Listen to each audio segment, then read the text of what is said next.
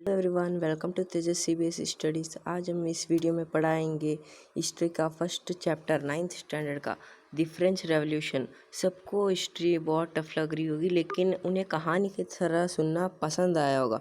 मतलब ऐसा कौन होगा जो कहानी सुनना ना पसंद करे। तो ये पूरा का पूरा हिस्ट्री बुक ना कहानी से भरा हुआ है, आपको बहुत ही मज़ा आएगा। तो चलिए वीडियो को शुरू करते हैं। ऑन द मॉर्निंग ऑफ 14 जुलाई 1789। देखिए, इसे 1789 को याद करने के लिए हम एक ईजी का वे बताते हैं। देखिए 789, देख रहे हैं 789, और इसके आगे 1 लगा दीजिए तो हो गया। और 14 तो आपको याद आसानी से आ ही जाएगा। देखिए हो गया ना। ये अभी यहाँ पर अभी क्या हुआ था पता है आप सबको? ये मॉर्निंग है ना, ये 14 जुलाई 1789 में ना सिटी में ना एक रूमर्स फैल गया था, एक दंगा फैल गया था पेरिस में। और वो ये था कि जो किंग होता है ना, किंग, वो अपने कमांडर या फिर अपने ट्रूप्स यानी कि आर्मी को बोलेगा कि जाओ, और जो बाकी लोग होते हैं ना, मतलब जो पीपल्स होते हैं ना, उन्हें तुम जाकर सभी लोगों को मार डालो करके। फिर ये रूमर्स बहुत स्प्रेड हो रहा था। मतलब देखिए पूरे वो फ्रांस या पेरिस में वो पूरा फैल गया था। तो इसलिए लोगों ने, सिटीजन्स ने क्या किया, वो कुछ 7,000 मेन और वुमेन ना एक टाउन हॉल में इकट्ठे हो गए, मतलब गैदर्ड, इकट्ठे हो गए। और उन्होंने सोचा कि अब हम मिलिट्री की तरह एक्ट करेंगे। ये देखिए, मिलिटिया, इसका मतलब है मिलिट्री, मतलब आर्मी की तरह एक्ट करेंगे करके उन्होंने ये सोचा था। और वो लोग ब्रोक करेंगे, मतलब वो लोग तोड़ डालेंगे गवर्नमेंट बिल्डिंग्स, और फिर इन सच एज ऑफ आर्म्स, मतलब in search of arms. Arms मतलब वो वेपन्स होता है, जैसे कि बंदूक को सभी होता है ना, उन सबको हम वो गवर्नमेंट प्रॉपर्टी को तोड़ डालेंगे, और फिर वहाँ पर जो वेपन्स होता है ना वो सभी उठा लेंगे करके यहाँ इस पैरा में बताया है। अभी कंटिन्यू, क्यों मज़ेदार लग रहा है ना कहानी। अब चलो कंटिन्यू करते हैं आगे। Finally, a group of several hundred people marched towards the eastern part of the city and stormed the fortress prison। अब इसका मतलब ये क्या है ना पता है? सेवरल 100 पीपल्स होते हैं ना, वो सभी लोगों ने क्या किया पता है? जाकर वो ईस्टर्न साइड जो बिल्डिंग होता है ना, देखिए जो ईस्टर्न साइड में जो ब्रिस्टल का बिल्डिंग होता है ना, उसे जाकर बुन के रख दिया, मतलब तोड़ दिया उसे। और फिर तोड़ने के बाद क्या किया पता है? वहाँ के जो वहाँ पर जो वो लोग बहुत सारे लोगों को मार दिया, और मारने के बाद जो वहाँ का जो कमांडर होता है ना उसको भी मार दिया। देखिए उनको भी मार दिया, और जो वहाँ पर जो जो कैदी होते हैं ना, कैदी, उनको भी रिलीज़ कर दिया। ज़्यादा कुछ नहीं, बस 7 कैदी थे यहाँ पर। देखिए वो जो कैदी को रिलीज़ कर दिया ना, वो कुछ 7 कैदी थे, उनको भी रिलीज़ कर दिया उन लोगों ने। और फिर ये सब कुछ करने के बाद जो किंग होता है, जो ब्रास्टिल का किंग होता है ना, वो सभी लोग उसे हेट करने लगे। मतलब देखिए यहाँ पर लिखा है, देखिए जो ब्रास्टिल का किंग होता है ना, वो सभी लोग उसे हेट करने लगे, क्योंकि मानो उन्हें किंग पसंद नहीं था। क्योंकि ये रूमर्स फैल गया था ना, यहाँ पर देखिए ये रूमर्स फैल गया था ना कि वो सबको मार देंगे करके, इसलिए। तो अभी बढ़ते हैं अगला पैरा की ओर, जो बताया है। और अब इस पैरा में ये लिखा है कि जो बहुत सारे, मतलब कुछ दिन बाद रोटिंग होने लगा both Paris and the a country side. मतलब जो पेरिस वो और कंट्री साइड में रोटिंग होने लगा, मतलब झगड़ा होने लगा, क्योंकि उन्होंने ब्रेड का वो प्राइस बढ़ा दिया, यानी कि रोटी का प्राइस उन्होंने बढ़ा दिया। और इसी के वजह, मतलब और भी, मतलब जैसे दंगे फैल गए और बहुत सारे झगड़ा हो गए, जिसमें किंग को मार दिया गया, मतलब किंग ही मर गया, वो फ्रांस का किंग मर गया। तो ये ना बिल्कुल एक चेन इवेंट्स की तरह बन गया। जैसे कि मानिए ये देखिए, अभी पहले ये बहुत झगड़ा हुआ, और किंग ने ये अपने ट्रूप्स को बोल दिया कि सबको मार डालो करके। फिर ये सभी ग्रुप बने, और फिर ये सभी होने के बाद ये कैदी को रिलीज़ कर दिया और वहाँ के कमांडर को मार दिया। फिर वो सभी ब्रेस्टिल को हेट करने लगे। फिर उसके बाद वो रोटी का प्राइस बढ़ाने से सभी एक दूसरे के साथ झगड़ा करने लगे। और फिर ये सब कुछ होने के बाद ना ये ना चेन इवेंट्स बन गया, और उसके साथ ही वो फ्रांस के किंग को भी मार दिया। तो ये सभी चेन इवेंट्स बन गए। तो वहाँ के लोग होते ना, वो लोगों ने ये सोचा नहीं था कि ऐसा होगा करके। हाँ, वो लोग ऐसा सोचा नहीं था कि ऐसा होगा, किंग भी मर जाएगा, हमारा इतना बुरा हाल हो जाएगा। उन्होंने ऐसा सोचा नहीं था। तो चलिए अब बढ़ते हैं अगले इसके और, जिसका नाम है French society during the late 18th century. मतलब जो फ्रेंच सोसाइटी है ना, वो 18th सेंचुरी के थोड़ा दिन या फिर थोड़ा साल पहले क्या था, मतलब क्या हुआ था करके, ये सब कुछ कैसे हुआ था करके। तो चलिए देखते हैं।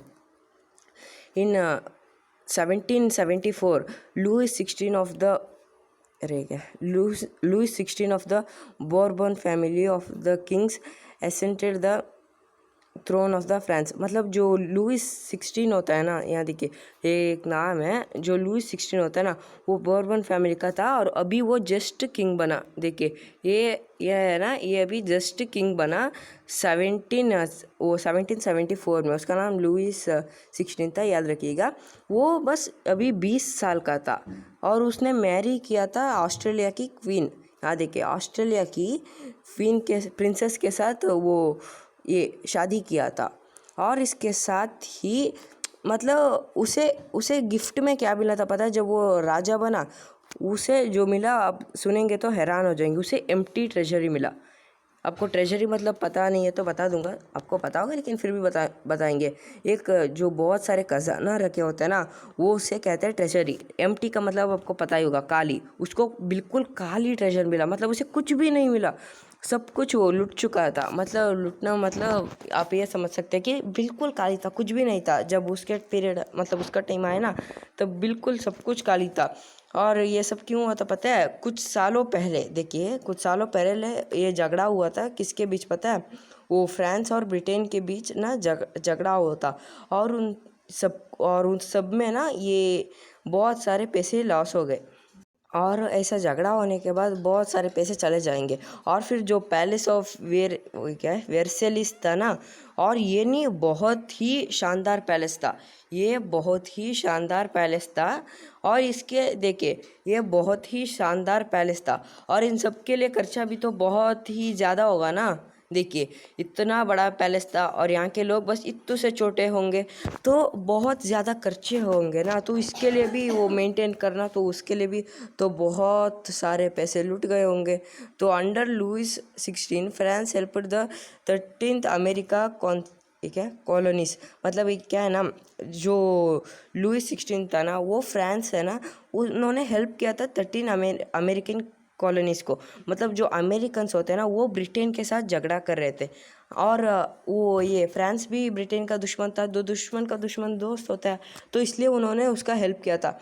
और इसके करने के साथ भी ये मतलब क्या होता है, उनके बिलियंस ऑफ लिवर्स होते हैं ना। देखिए बिलियंस ऑफ लिवर्स, इसका लिवर का मतलब क्या होता है? हमारे इंडिया में लिवर्स का मतलब होता है रुपीस। हाँ गाइस, रुपीस को फ्रांस में ये लिवर बोलते हैं। ये देखिए लिवर बोलते हैं, ये याद रखिएगा। 1 मार्क्स क्वेश्चन आता है। बिलियंस ऑफ लिवर्स होते हैं ना, उन एड टू दी डेप्थ, मतलब बहुत सारे पैसे लुट गए उनके। तभी मतलब वो ये भी एक रीज़न है उनका, ये क्या बोलते हैं, उनका पैसा मतलब उनका ट्रेजरी खाली होने में, इसलिए। और वो बैंक को भी ना ये करने मतलब 10% का इंटरेस्ट देना पड़ता था लोन का, मतलब वो देना पड़ता था गवर्नमेंट को। तो फ्रांस है ना, वो अभी फ्रांस तो ये हो जाएगा, गरीब हो जाएगा, मतलब बिल्कुल सारा ट्रेजरी लूट जाएगा। लेकिन उन्होंने हार भी नहीं मानी। उन्होंने जो टैक्स होता है ना, उसे भी बहुत ही इंक्रीज़ कर दिया। लेकिन फिर भी कुछ ज़्यादा ये मतलब पैसा ट्रेजरी वो सभी नहीं मिल रहे थे, मतलब उसे मेंटेन करना बहुत ही डिफ़िकल्ट हो रहा था। और ना 18th सेंचुरी में ना वो 3 स्टेट्स डिवाइड हो गए थे। 3 स्टेट्स 18th सेंचुरी में ना वो डिवाइड हो गए थे। वो कौन से मैं बता दूंगा। जो वो तीनों को ना टैक्स देना पड़ता था। ये देखिए उन तीनों को टैक्स देना पड़ता था और वो तीनों स्टेट्स कौन है हम बता देंगे। यहाँ पर ऊपर देखिए उसका डायग्राम दिया गया है। यहाँ देखिए यहाँ पर ऊपर पूरा उनका डायग्राम दिया गया है। ये फर्स्ट स्टेट पर आता है क्लर्जी। क्लर्जी वो होता है जो बहुत ही रिच होता है, बहुत मतलब बहुत ही रिच। और उसके सेकंड प्लेस पर आता है न्यूबेलिटी। ये भी बहुत रिच होता है, समझ लीजिएगा कि इसके बराबरी का। ये भी बहुत ही रिच होता है। उसके बाद थर्ड में आता है जो बिजनेसमैन, पीसेंट्स और फिर स्मॉल पीसेंट्स, लेबर और सभी होते हैं ना, जो लैंडलेस लेबर्स होते हैं ना, वो होता है थर्ड इसमें। जो क्लर्जी होते थे ना, क्लर्जी को टैक्स नहीं देते थे और नोबिलिटी को भी टैक्स नहीं देते थे। जो थर्ड पर्सन थे ना, मतलब थर्ड स्टेट वाले थे ना, वो सभी इन दोनों को टैक्स देते थे। मतलब ये बहुत ही गरीब है, इन गरीबों से ये लोग ना टैक्स लेते थे, ये याद रखिएगा। ये पूरे इन गरीबों से पूरा टैक्स लेते थे, ये नोट कीजिएगा क्योंकि बहुत एग्ज़ाम के लिए आ सकता है। तो चलिए अब आगे बढ़ते हैं। अरे क्या हो रहा है, हाँ तो चलिए बढ़ते हैं। तो भी चलिए आगे बढ़ते हैं। जो मतलब सोसाइटी में ना ये स्टेट्स होते हैं ना, ईस्ट स्टेट्स, वहाँ पर देखिए the society of east states was the part of the feudal system. मतलब फ्यूडल सिस्टम क्या होता है, एक बंदा होता है जो कि बहुत ही रिच होता है और उसके पास बहुत सारे लैंड्स होते हैं, और जो बाकी पुअर पीपल होता है ना, वो उसके लैंड पर काम करते हैं ना, उसको कहते हैं फ्यूडल सिस्टम। वो वहाँ पर बहुत ज़्यादा होता था, यहाँ इसमें वही बताया है, फ्यूडल सिस्टम बहुत होता था।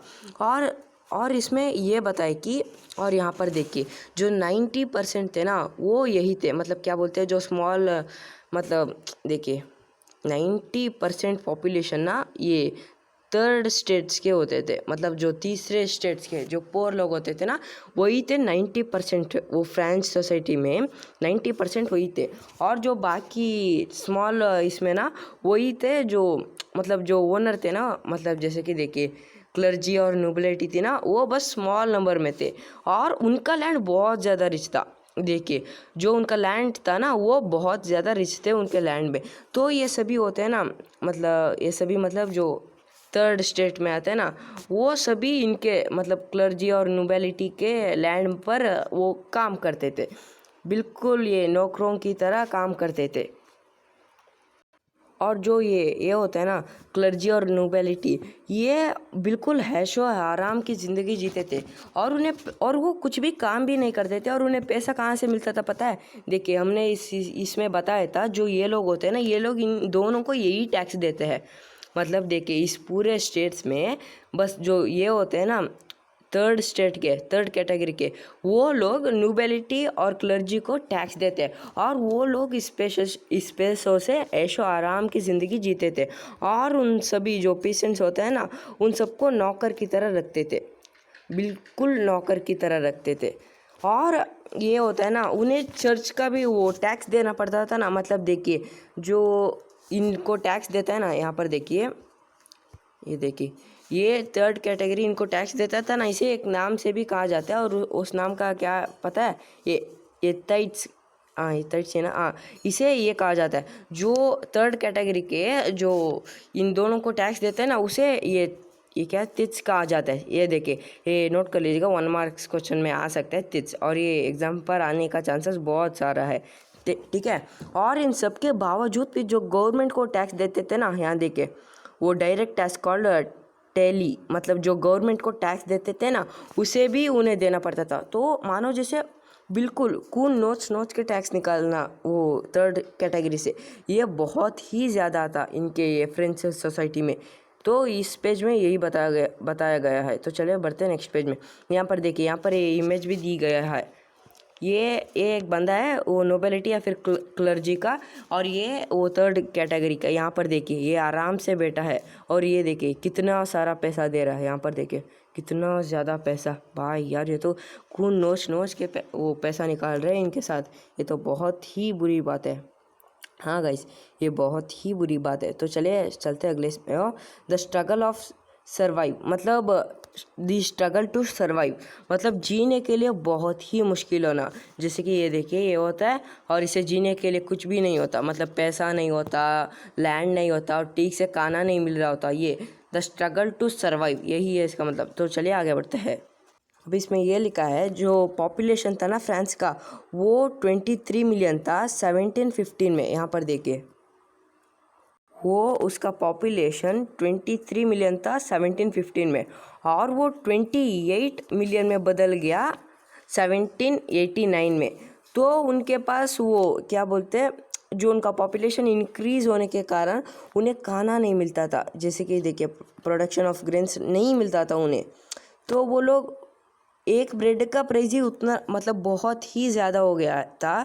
और उसके साथ ही साथ अभी वो पॉपुलेशन भी बढ़ गई 23 से सीधा 28 में।